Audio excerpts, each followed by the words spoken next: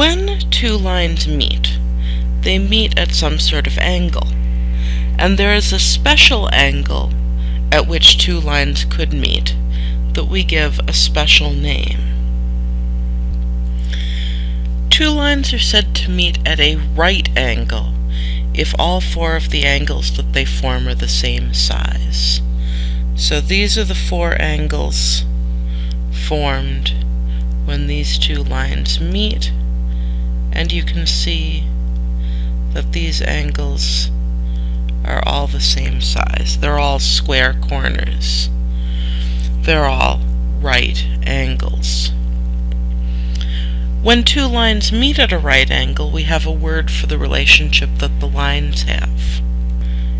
If two lines meet at a right angle, we say that the lines themselves are perpendicular. Okay, well, if we have perpendicular lines then, what's the relationship between their equations? And in particular, looking at these, we can see pretty clearly that we're looking for a relationship between their slopes.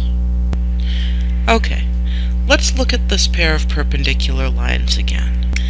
They meet, as we said a minute ago, at a right angle.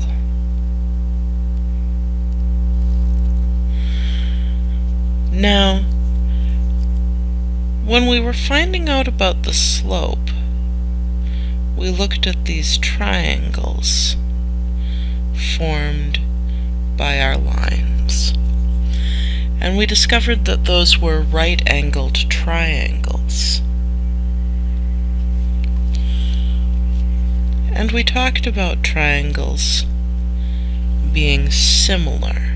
In this picture, this line's slope is given by a change in y of 1 over a change in x of 2.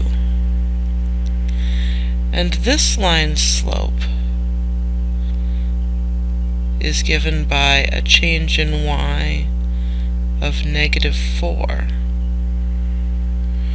over the same change in x of 2.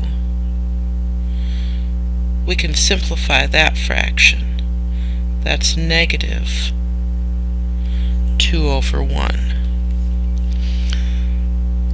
I can see a relationship between these two numbers. These two numbers, to go from one to the other, we both take the opposite and take the reciprocal.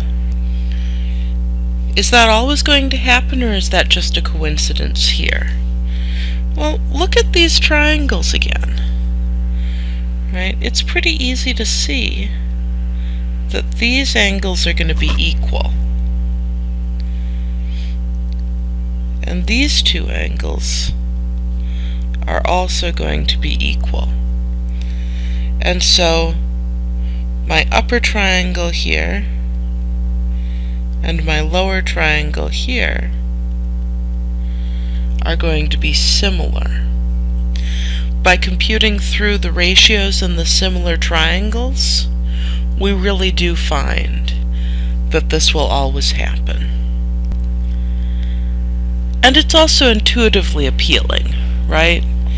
If we have a line that's steep, the perpendicular line will be shallow. If we have a line that slopes upward, the perpendicular line will slope downward. So we want to reverse whether the fraction is proper or improper.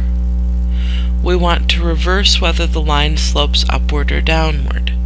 So the negative reciprocal makes sense. To find the slope of a perpendicular line, take the opposite reciprocal of the slope of the given line. So let's go through writing the equation of a perpendicular line. Suppose we want to write the equation of the line perpendicular to the line y equals negative 2/3 x plus 5 through the point 1, 1. Well, first we need to find the slope of the given line. In this case, that's easy. because the equation is given in slope-intercept form. So in this case,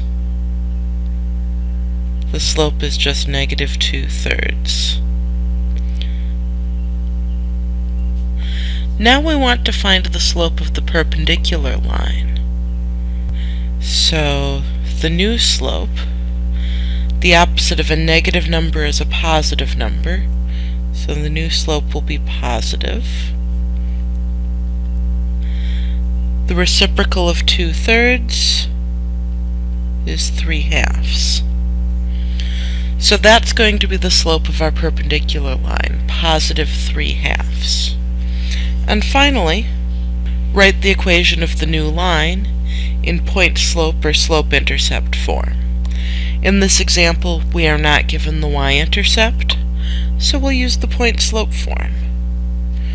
Y minus the given y equals 3/2 x minus the given x. And there we go. That's our equation.